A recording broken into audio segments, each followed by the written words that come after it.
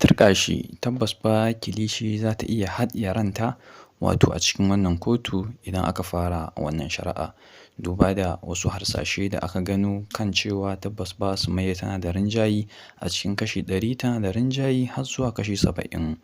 Inda kuma wasu ke ganin cewa tabbas fa su Naziru sarkin waƙa wato da Firisdo da Lukman za su ba ma Sumayya dukkan iya wata kariya da take buƙata, wanda za su yi ƙoƙari su ga sun kunyatar da ita kilishi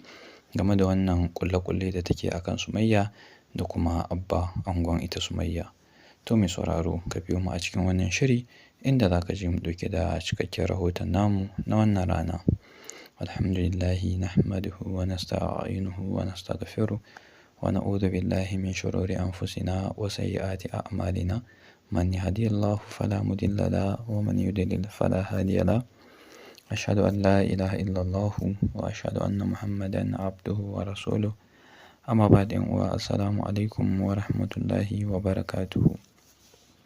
Barkanmu da sake saduwa da ku a wani sabon shirin namu na yau. Kamar yadda ne muku matashi a farkon wannan bidiyo, wato dukkan wasu harsashe sun nuna cewa tabbas fa kilishi tana cikin halin tsaka mai wuya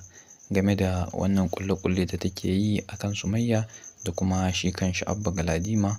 wanda kuma ake ganin cewa idan aka shiga kotu wasu suna ganin cewa reshe fa zai iya juyewa da mujiya.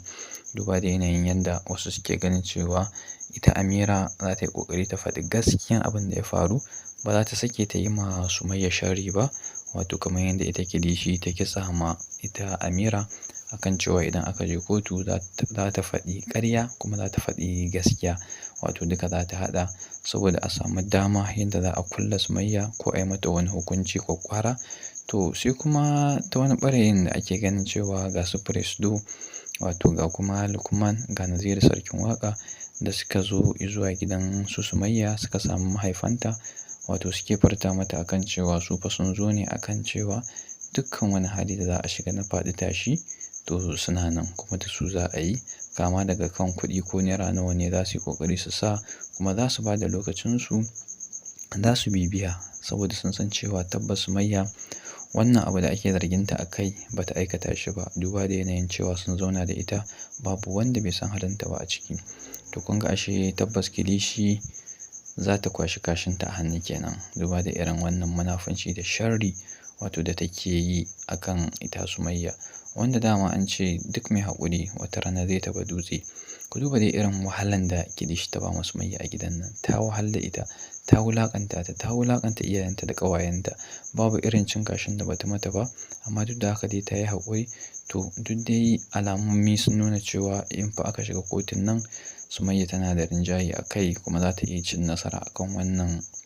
wato hukunci da ake ƙoƙarin a yanke. Don ma idan aka yi bincike akan cewa ita wato kilishi da ita da Ismail sun ɗiba maƙudan kuɗi sun ba ma wa'innan ma'aikatan 'yan sandan, to kun ga fa abu zai ƙara lalacewa, rigima za ta koma tsakanin ma'aikata ne da kuma su kilishi, wanda su kansu wa'innan 'yan sanda ba za su sha ba, inda shi Ismail wato ya shiga da shi ma bai ninya ba kan yanda ya so da bai so ya biye ma ita kilishi ba game da yanayin yadda take ta tunzura su wato da ita da Amira, amma kuma kash sai daga baya shi ma ya biye ma irin huɗuban da take masa.